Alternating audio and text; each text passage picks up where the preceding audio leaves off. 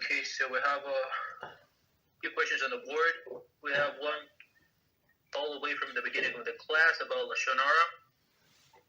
Okay. So this question will go up. If one is nosy and tries to dig private matters from us, and the person slanders us in our face to provoke us to reveal information, what should we do in this situation? Just walk away. Just walk away. So it says that it's not allowed to reveal Lashon Hara even to people who you must honor. So who you must honor? Your rabbi you must honor. Your parents you must honor. Right? Even if your father and mother, you tell, I'm your mother, I'm your father, you're living in my house, I feed you, and you are useless. Okay, no, not useless, but whatever. So I have been paying for you, this for you, that for you. Okay, so still, you say, mother, I respect you, I love you very, very much. I care for you very, very much, but I'm not going to tell you because this thing is Lashon Hara.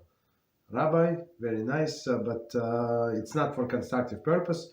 It's whatever you're asking me. I respect you very much. I love your classes, love your teachings. I always listen to you 7 times in a row, taking notes, but I'm not going to tell you because it is Lashon Hara.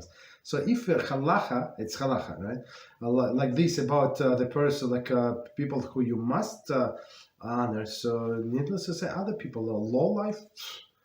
But as I said many times, in my experience, you stop them 1 time, 2 times, 3 times, they lose interest in you. Like they're not Eitzah Hara. They look for easy customer. They look for somebody who easy to trigger. Right? They just start speaking. They ask them question, and that's it. Like radio, you turn radio on. That's it. You're like it's on.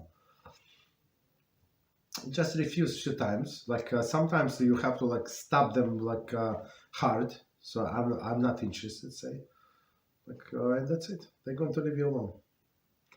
1, 2, or 3 times.